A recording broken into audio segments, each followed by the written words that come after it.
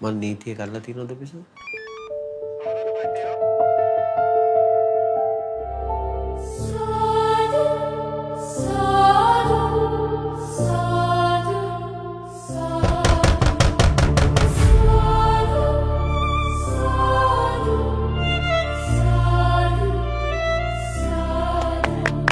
පහලගම සුපිරි පිතිකරු නුවන් මල්ලි දැන් සූදානම්. යමෙක් තැන්වල බන කිය ගිය පලියට එපමණකින් ධර්මදරයෙක් වෙන්නේ නැහැ. හැම දෙයකටම ප්‍රතිවිපාකයක් තියෙනවා දරුවෝ.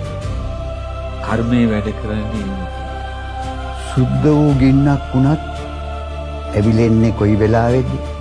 ඇවිලෙන්නේ කොහෙද කියන එක අපි දැනගන්න ඕනේ.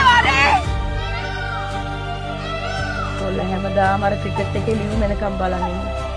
මම මේ කරන්නේ විනය නීති කැඩන වැඩ. පැත්ත ගෑවෙන් පුතා.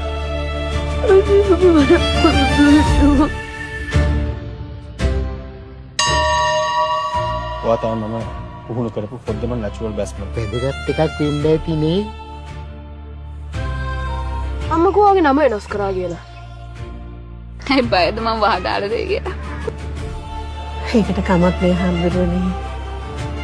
ඔබ මොකද කරන්න යන්නේ? අපි දෙන්න විතරක් ඉන්නකොට මචං කියන්න හොඳ නැතුව ඇතිනේ.